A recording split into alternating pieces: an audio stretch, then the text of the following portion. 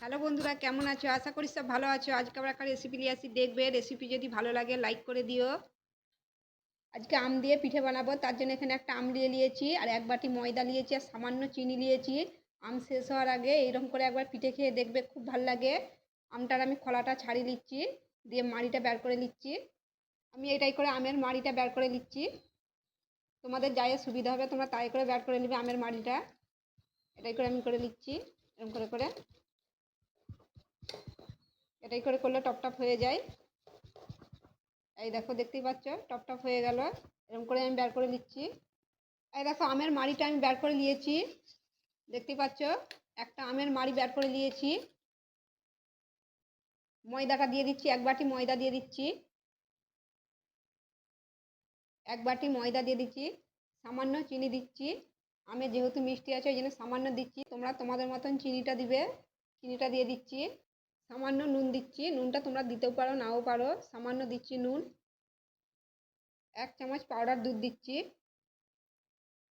সামান্য baking powder দিচ্ছি, দেখতেই পাচ্ছ। চামচটা হাফ চামচ নিয়েছি, হাফ চামচও নয়, হাফের হাফ নিয়েছি। এই দেখো, দেখতেই পাচ্ছ। দিয়ে দিচ্ছি বেকিং পাউডার। আর সামান্য বেকিং সোডা দিচ্ছি। সামান্য দিয়েছি, দেখতেই পাচ্ছ। ঢেলে দিচ্ছি বেকিং সোডা। বেকিং সোডা ঢেলে দিয়েছি, দিয়ে এটা ভালো করে মিক্স করে নিচ্ছি আমের সাথে। সামান্য পানি দিচ্ছি, তোমরা পানির বদলে দুধও দিতে পারো। আমি পানি দিচ্ছি, দিয়ে এটা মিক্স করে নিচ্ছি ভালো করে। আবারও বলছি, আমি পানি দিয়েছি, তোমরা দুধও দিতে পারো।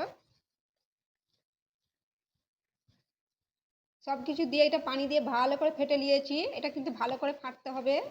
আমি ভালো করে এটা ফেটে নিয়েছি, দেখতেই পাচ্ছ। খুব গাঢ়ও নয়, খুব পাতলাও নয়। এই দেখো, দেখতেই পাচ্ছ। আমি এটা ভালো করে ফেটে নিয়েছি। চলো তাহলে, এটা রেডি হয়ে গেছে, এবার বানাবো। আমি এখানে একটা কড়া বস করে দিয়েছি, তোমরা যে কোনো কড়াতেই বানিয়ে দিতে পারো। এবারে সামান্য তেল দিয়েছি, দেখতেই পাচ্ছ। এক চামচ করে দিয়ে দিচ্ছি এবারে। তেলটা হালকা গরম হয়ে গেছে, এক চামচ করে দিয়ে দিচ্ছি, দেখতেই পাচ্ছ। সামান্য তেল দিয়েছি, ঢেলে দিচ্ছি।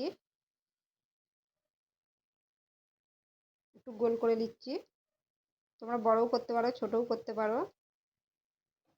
ঢাকা দিয়ে দিচ্ছি 1 মিনিটের মতন। এটা ঢাকা দিয়ে দিচ্ছি, 1 মিনিট পর খুলছি। খুলছি, এটাকে উল্টে দিচ্ছি। এই দেখো, উল্টে দিয়েছি, দেখতেই পাচ্ছ কত সুন্দর হয়েছে। তোমরা তোমাদের মতন সাইজ করবে, বড়ও করতে পারো, ছোটও করতে পারো। একেবারে কম তেলে, একেবারে হেলদি রেসিপি। এটা হয়ে গেছে, উল্টে পাল্টে করে নিয়েছি, দেখতেই পাচ্ছ। এরকম করে আবার দিয়ে দিচ্ছি। এই দেখো, এটা আবার তুলে নিচ্ছি, এরকম করে আবার দিয়ে দেবো। এই দেখো কত সুন্দর হয়েছে। আবার সামান্য তেল দিয়ে দিচ্ছি, আবার দিয়ে দিচ্ছি।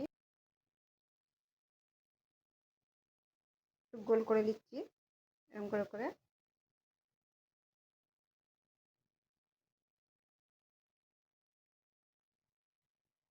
ঢাকা দিয়ে দিচ্ছি, 1 মিনিটের মতন ঢাকা দিয়ে দিচ্ছি। ঢাকাটা খুলছি, ঢাকাটা খুলে নিয়েছি, উল্টে দিচ্ছি। এটা উল্টে দিয়েছি। একেবারে কম তেলে, তোমরা পারলে বেশি করে তেল দিতে পারো। একেবারে কম তেলে হয়ে যায়, খুব ভালো লাগে খেতে। দেখতেই পাচ্ছ কতটা ফুলে যাচ্ছে। এটা এবার উল্টে দিচ্ছি আবার একবার।